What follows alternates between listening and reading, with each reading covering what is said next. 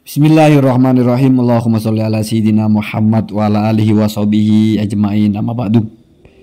Ja'alallahu wa iyyakum min ahlil khairi was sa'ada fid dini wad dunya wal akhirah. Wa sahalallahu umurana wa umurakum wa umur ummati Muhammadin sallallahu alaihi wasallam fi sa'iril alam khassatan fi Falastin wa ghairiha. Amin. Allahumma amin. Taqabbalallahu minna wa minkum siyamana wa siyamakum kullu amin wa antum bi khair wa antum fi khair. Ya, sebentar lagi kita sudah mau lebaran ya. Sudah memasuki 10 hari terakhir. Semoga puasa kita menjadi kafaroh atas dosa-dosa kita. Amin Allahumma amin. Sering orang bilang saya ini bikin konten hanya mengkritik aja, tidak pernah membuat konten yang independen. Makanya sesekali saya selingi. Contohnya seperti ini ya. Jadi ini pembahasan kalau menurut saya ya, nggak tahu kalau menurut kalian, agak rumit ya. Jadi butuh fokus ya. Saya merasa mungkin tidak mampu membahasakan secara gampang. Walaupun saya berusaha untuk menjelaskan secara gampang. Ini kombinasi ya, berbagai macam ilmu lah ya. Oplos lah ya. Ya kalau ulama kan bahasanya kombinasi. Kalau YouTuber ngoplos begitu ya. Bukan pertalite tapi ya. Jadi kalau kita sering baca doa itu, Allahumma inna nas'aluka salamatan fid dini wa afiatan fil jasati wa ziyadatan fil ilmi wa barakatan fil rizki wa taubatan qoblal maut wa rahmatan indal maut wa maghfiratan ba'dal maut. Allahumma hawwin alaina fi syakaratil maut wan najatah minan nari wal afwa indal hisab. Dua baris terakhir itu, wan najatah itu jadi apa kok bisa dibaca nasab? Itu pertanyaan ya. Kalau wal afwa, ya anggap dia kembali kepada an-najatah. Cuma ini wan-najatah ini kembali kemana? Kira-kira akan begitu. Sekarang misalnya kembali kepada al-mauti, fi sakaratil mauti. Mestinya ya wan-najati, karena jer kan, atof. Tapi jadi nggak cocok maknanya.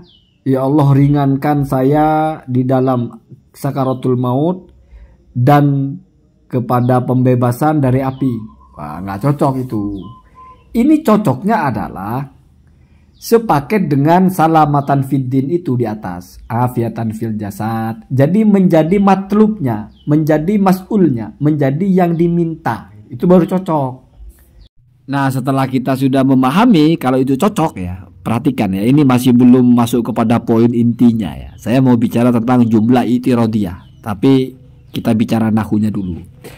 Kalau sudah tahu cocoknya adalah menjadi sebanding atau satu kelompok dengan yang di atas itu, salamatan, afiatan, maka huruf atop ini dan setelahnya huruf atop wan najata itu kan namanya ma'tuf alih ya, atau ma'tuf ya. Kemudian ma'tuf alihnya kemana? Artinya dia itu atofnya kemana? Apakah kepada yang terakhir yaitu wa maghfiratan ba'dal maut, atau kepada yang pertama yaitu salamatan fiddin. Nah, itu dijelaskan oleh ulama ya, saya tidak bicara ikhtilafnya, yang simpel-simpel saja. Kalau huruf atopnya itu tidak menjelaskan tartib, tidak menjelaskan urutan ya, seperti fa dan summa ya, maka yang menjadi ma'tuf alaih itu satu, yang pertama saja ya. Jadi biar nggak tumpang tindih, yang menjadi ma'tuf itu ya, yang atas itu, salamatan fiddinnya itu, salamatannya itu. Jadi salamatan, ziyadatan, rahmatan, maghfiratan, wan najatah. Kembalinya ke satu yang di atas itu, salamatan.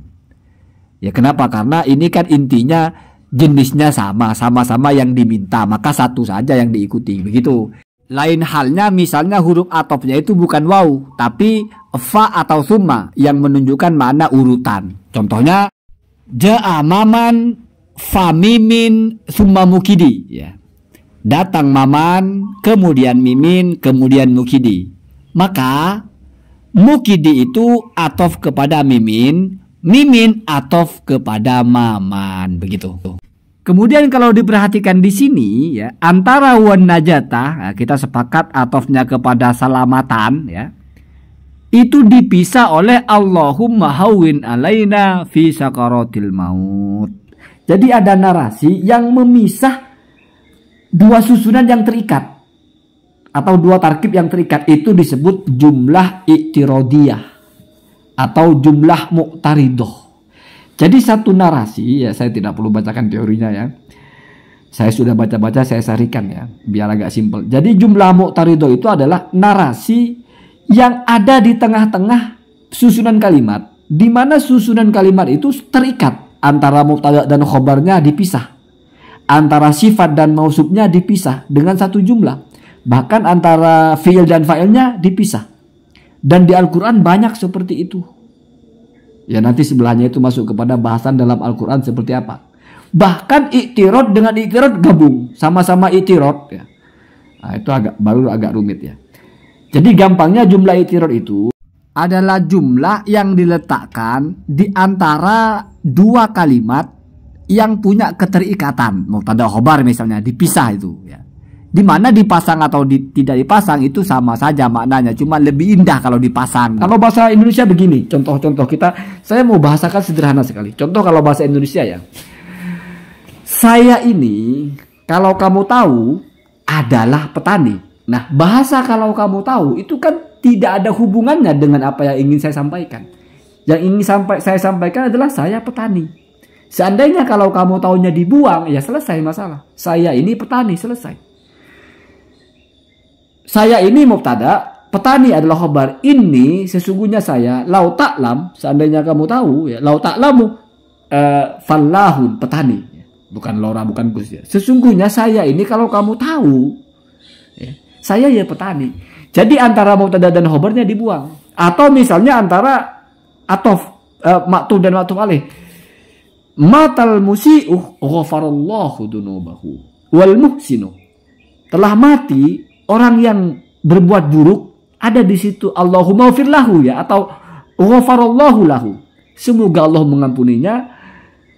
Dilanjutkan dengan wassolihu atau wal muslihu ya. Jadi mestinya kalau dibuang ghafarallahnya itu kan nggak rusak jumlahnya. Matal musi'u wal muslih, orang berbuat baik mati, orang berbuat buruk juga mati. Tapi antara orang berbuat baik dan berbuat buruk itu dipisah dengan jumlah lagi, dengan narasi lagi.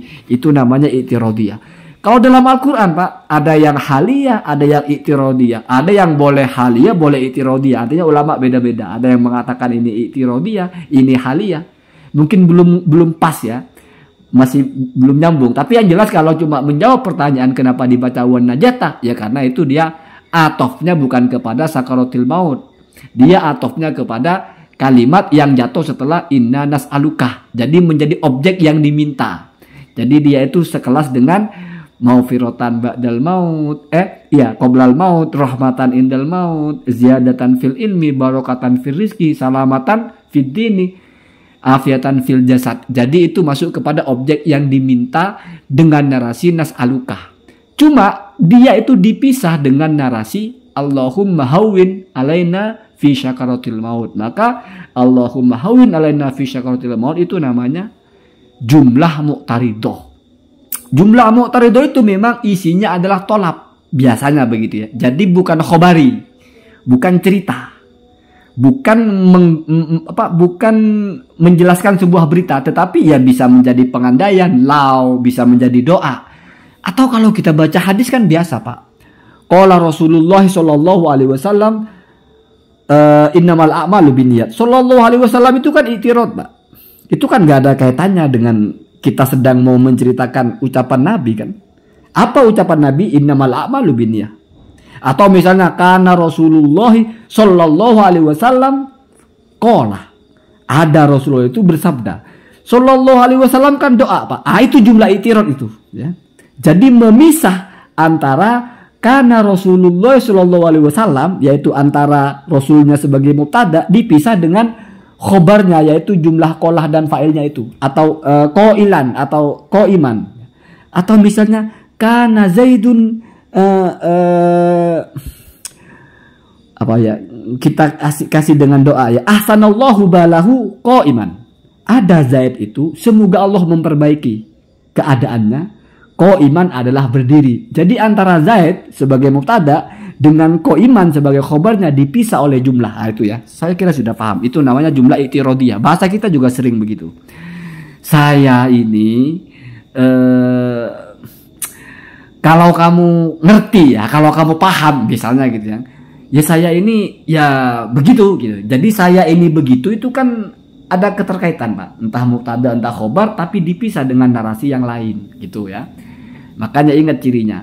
Jumlah itirodiyah itu seandainya dibuang tidak merusak susunan kalimatnya. Cuman lebih indah kalau dipasangi itu. Jadi min adatil Arab ya ayat tarido fi kalamihi. Orang Arab itu sering mendatangkan jumlah-jumlah mu'taridoh dalam percakapan mereka. Begitu ya. Sekarang masuk kepada saya cari ini yang paling unik dalam Al-Quran ya.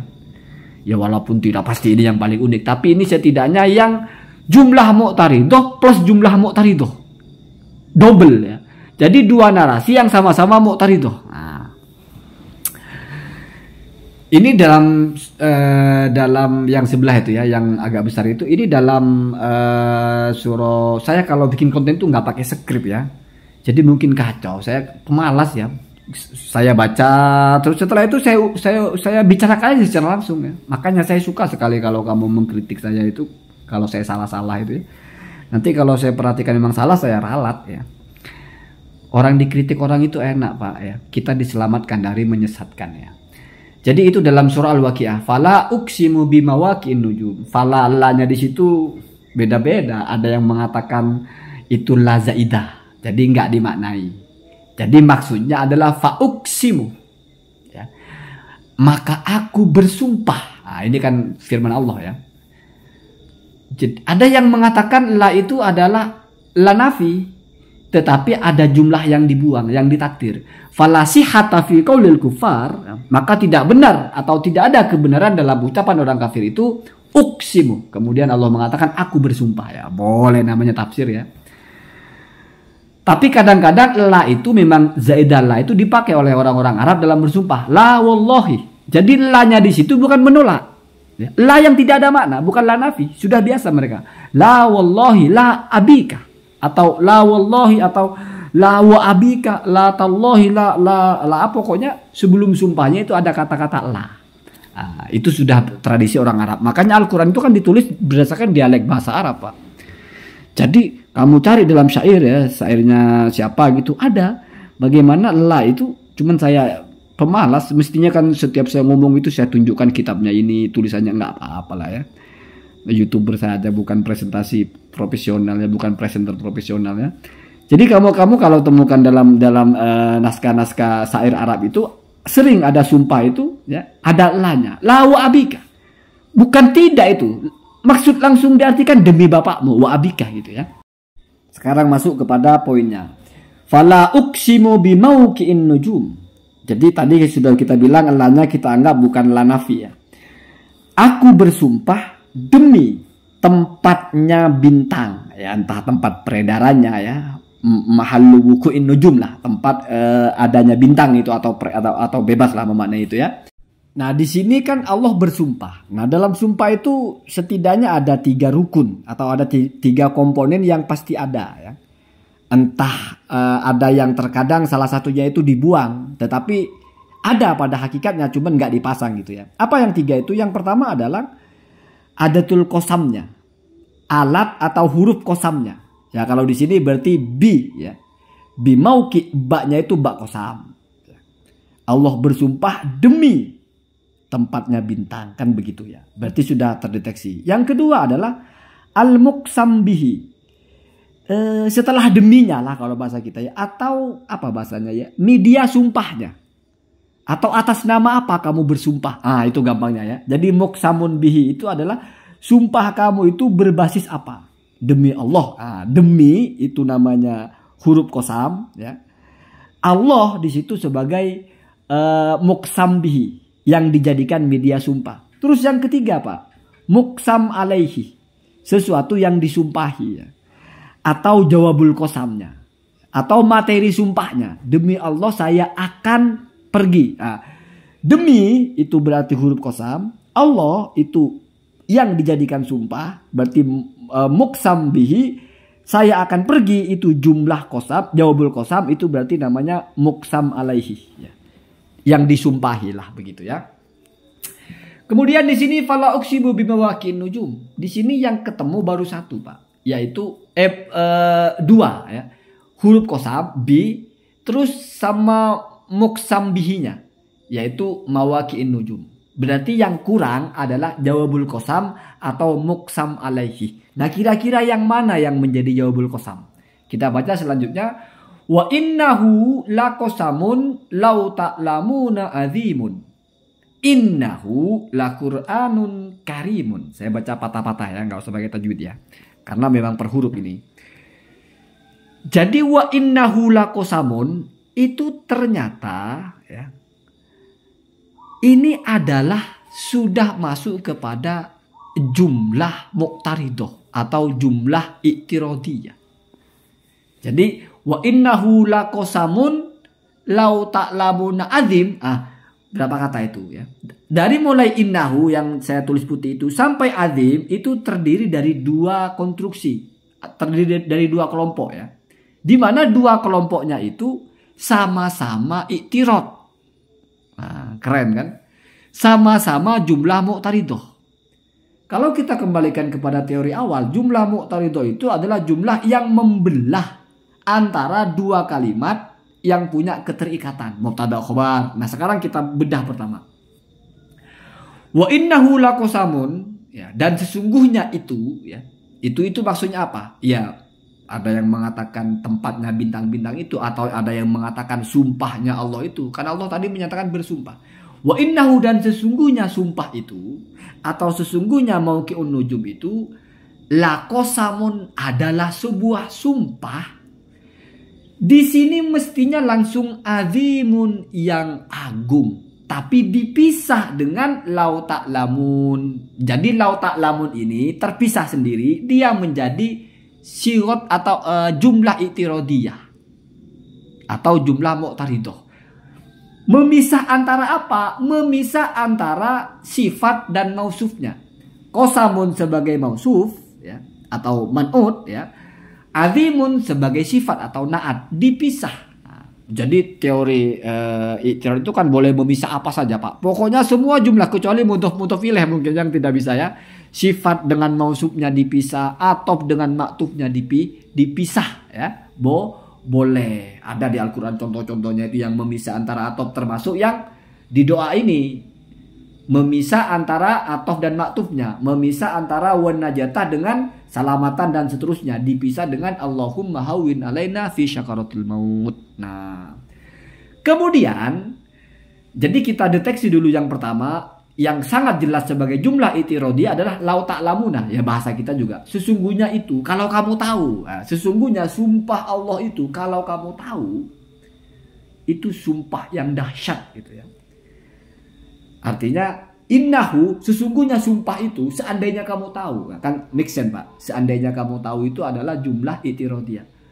Azimun bukan khobarnya Pak, tapi sifat dari qasamun azimun ya. Laqasamun ya, sifat dari khobarnya itu laqasamun. Innahu mubtada'nya huwa, khobarnya qasamun, azimun na'at dari qasam. Sesungguhnya hal itu adalah sumpah yang dahsyat. Nah, antara sumpah yang dahsyat ini dipisah dengan seandainya kamu tahu. Nah, kemudian wa innahu laqasamun law ta'lamuna azim sendiri, di mana itu jumlah yang dipisah oleh i'tirad, ternyata kesatuannya itu juga i'tirad. Maka kalau kata Az-Zamakhsyari, hadza i'tiradun fil i'tirad. Jadi ada jumlah i'tiradiyah di dalam narasi i'tiradiyah. Jadi wa innahu laqasamul law ta'lamuna azim ini secara keseluruhan adalah satu jumlah i'tiradiyah, tapi di dalamnya terkandung lagi jumlah i'tiradiyah, yaitu law ta'lamun. Lalu innahu laqasamul law ta'lamuna azim ini i'tirad dari apa? Memisah antara apa? Ya, jawabannya memisah antara ya maksum bih dengan jawabul qasamnya atau dengan maksum alaihnya. Gitu ya. Jadi memisah antara fala uksimu bimawaqi'in nujum dipisah dengan innahu laqur'anun karimun. Karena yang disumpahi oleh Allah itu adalah sesungguhnya itu adalah Al-Qur'an yang mulia. Nah, jadi saya bersumpah demi tempatnya bintang-bintang, sesungguhnya itu adalah Al-Qur'anul Karim. Begitu Pak. Kalau dibuang jumlah i'tiradiyahnya. Jadi kan make sense toh. Jadi misalnya wa innahu laqasamul law ta'lamuna adzim itu dibuang, itu tidak akan merusak konstruksi maknanya. Artinya ya Allah bersumpah atas nama tempat bintang-bintang. Apa yang disumpahi? Bahwasanya Al-Qur'an itu adalah Al-Qur'an yang mulia, la Qur'anun karimun. Gitu ya. Jadi karimun itu karim ya, Zaini karim ya. Karimun itu mensifati Al-Qur'an sebagai khobar dari innahu, begitu. Seandainya mau dipasangi lagi lau ta'lamun kan bisa aja Pak. Sama dengan innahu laqasamun lau ta'lamuna adzim. Innahu lau ta'lamuna innahu laqur'anun lau ta'lamuna adzim. Dipisah ya. Atau mungkin misalnya dipisah antara mubtada dan khobarnya. Innahu lau ta'lamuna laqur'anun adzim. Atau mau dipisah lagi Qur'anun dengan karimnya. Innahu lau ta'lamuna laqur'anun lau ta'rifuna adzimun. Boleh-boleh saja kalau bukan Al-Qur'an, Pak. Tapi nanti lebay kebanyakan ya. Jadi itulah bahasa Arab, itulah Al-Qur'an ya. Makanya saya selalu bilang ngaji Quran itu kalau ala santri itu harfan-harfan Pak. Dibedah per huruf ya. Nggak ujuk-ujuk pletak-pletok keluar penafsiran.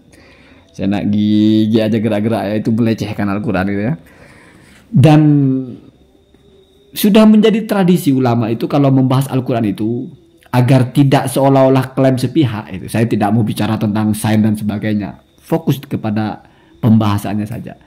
Itu mesti nanti dicari dengan padanannya di dalam syair-syair klasik Arab ya, syair-syair orang Quraisy. Karena misalnya yang pernah saya cerita itu ketika Ma'mun bin Rashid atau siapa itu dikritik cara baca hadisnya tentang sidat atau sadat atau sidat ya kalau tidak salah, kan ditanya apakah ada dalam syair Arabnya? Ada.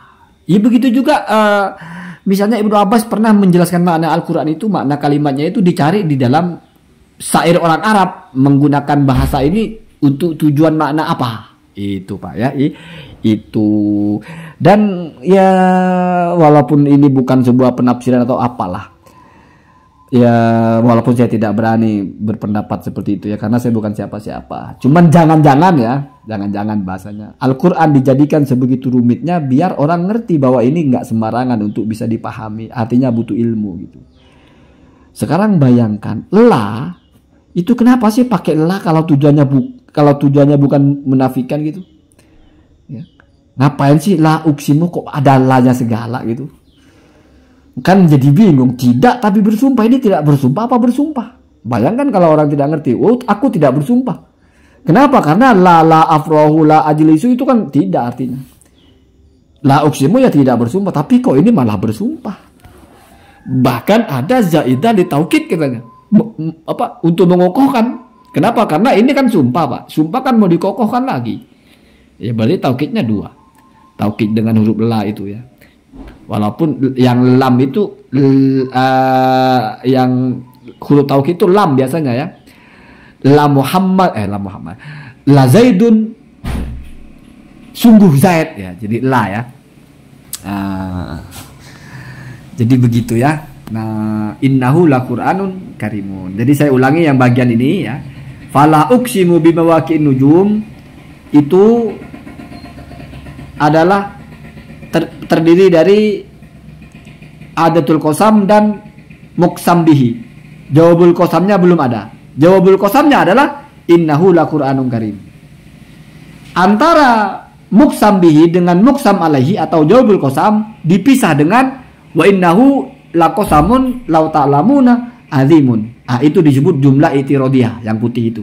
Di dalam jumlah i'tiradiyah sendiri ada jumlah i'tiradiyah yang lain, yaitu antara wa innahu laqasamun dengan azimun itu sebetulnya satu paket.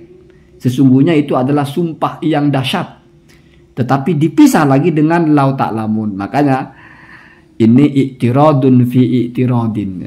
Jadi jumlah mu'taridah di dalam jumlah mu'taridah. Ya, secara keseluruhan jumlah mu'taridah itu memisah antara muqsam bihi dengan muqsam alaih atau dengan jawabul qasam. Dalam jumlah itirodiyahnya itu pun dipisah antara sifat dan mausuf, antara kosamun dan azimun. Ya kan simple Kak. Ya tapi saya mungkin mestinya kalau buat konten begini kan tulisannya gerak-gerak, ada grafiknya, ada cetaknya miring atau apa, saya nggak bisa saya ngedit begitu ya. Karena saya ini bukan tipikal orang yang kalau buat konten itu rapi, skrip dulu, enggak. Saya rapinya baca, saya baca dulu, saya inget-inget, saya perhatikan, tawakkaltu ala Allah, saya sampaikan. Itu ya, begitu. Allahumma tina